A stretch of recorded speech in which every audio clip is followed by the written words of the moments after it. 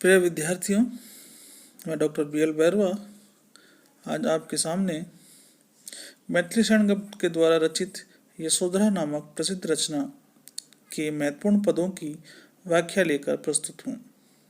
यशोधरा, जो कि भगवान गौतम बुद्ध की पत्नी है, और गौतम बुद्ध जिनका पूर्व नाम था सिद्धार्थ। सिद्धार्थ अपनी पत्नी यशोधरा और पुत्र राहुल को छोड़कर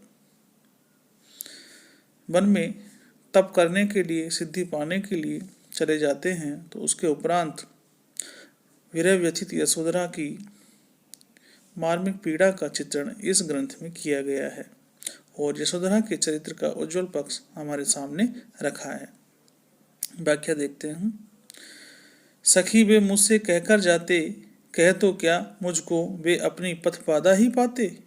मुझको बहुत उन्होंने माना, फिर भी क्या पूरा पहचाना। मैंने मुख्य उसी को जाना, जो वे मन में लाते, सखी वे मुझसे कहकर जाते। संदर्भ देखिए।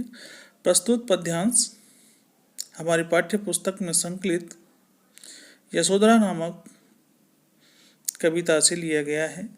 इस कविता के लेखक राष्ट्रीय कवि मैथिली शरण गुप्त हैं।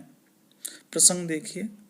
सिद्धार्थ अपनी पत्नी यशोधरा तथा पुत्र राहुल को रात में सोता हुआ छोड़कर चुपचाप तपस्या करने के लिए घर से निकल जाते हैं।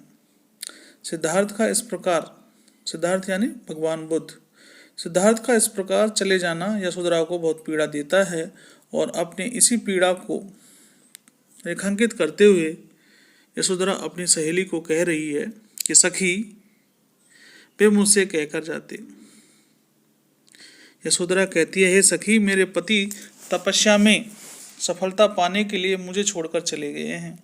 यह बात मुझे बहुत ही गौरव प्रदान करने वाली है, किंतु वह मुझको बिना बताए चुपचाप चले गए। यह बात मुझे अत्यंत कष्ट दे रही है।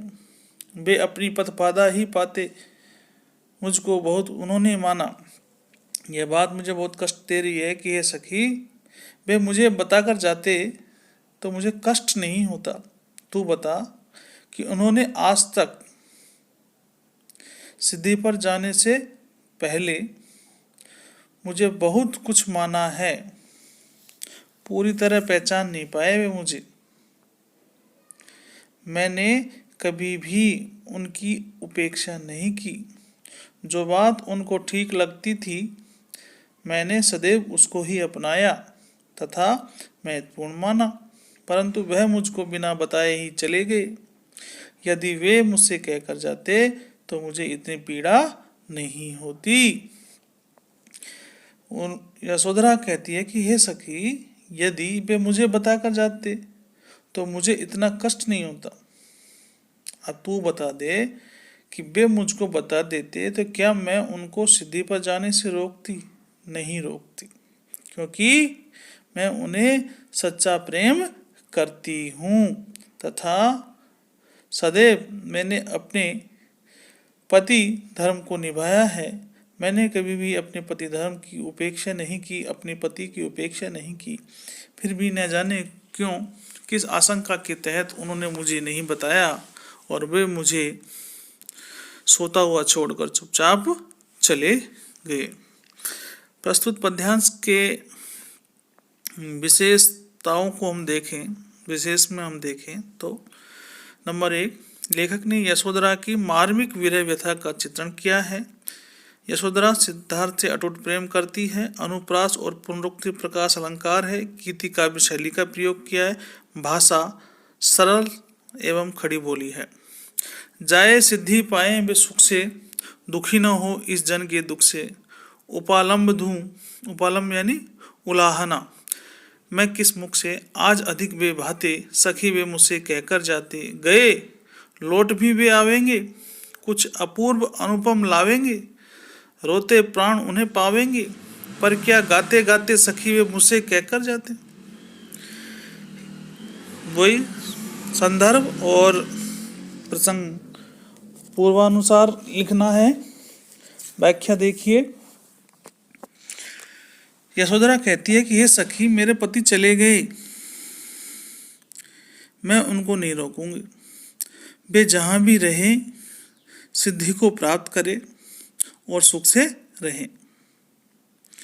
दुखी न हो इस जन के दुख से, तथा वे मेरे बारे में सोचकर अपने मन में दुखी नहीं हो।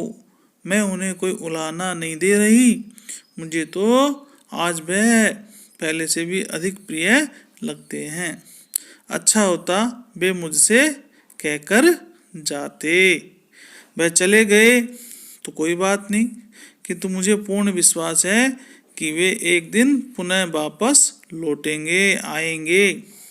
जब वह आएंगे तो अपने साथ अपनी अनोखी उपलब्धि अर्थात सिद्धि भी साथ में लाएंगे। कुछ अपूर्व अनुपम यानी अनोखा, अपूर्व वो है सिद्धि लेकर लौटेंगे। रोते प्राण उन्हें पावेंगे। आज मैं इस विरह में आंसू बहा रही हूँ, रो रही हूँ, किंतु उनसे मिलकर मेरे सारे कष्ट मिट जाएंगे, मैं पवित्र हो जाऊंगी।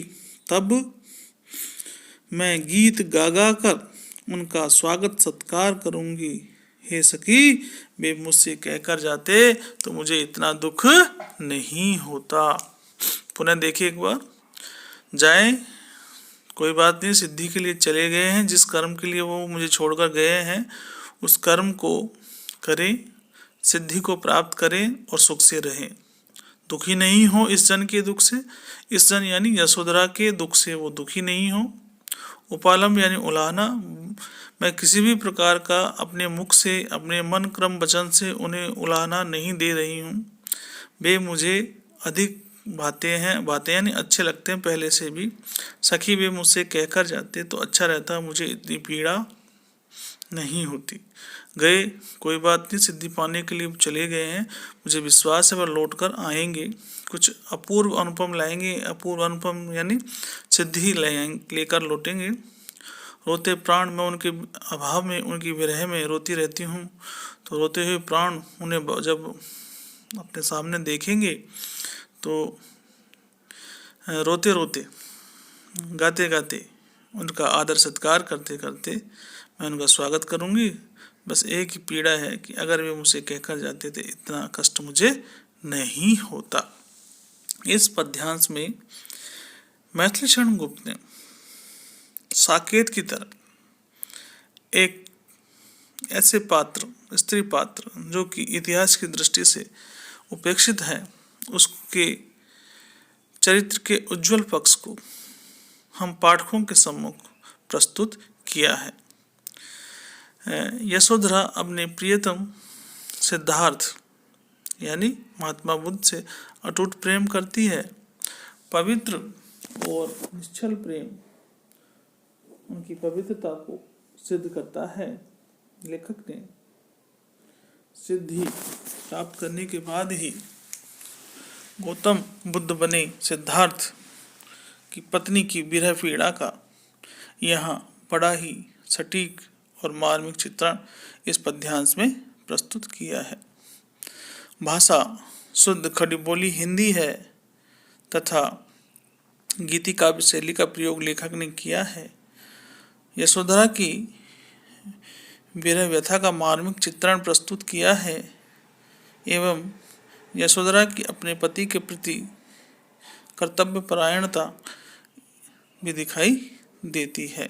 अनुप्रास अलंकार की छटा विद्यमान है। तो इस प्रकार आज हमने मैथिली शरण गुप्त के द्वारा रचित यशोधरा नामक काव्यकृति के प्रमुख पदों की व्याख्या देखी। धन्यवाद, बहुत बहुत धन्यवाद।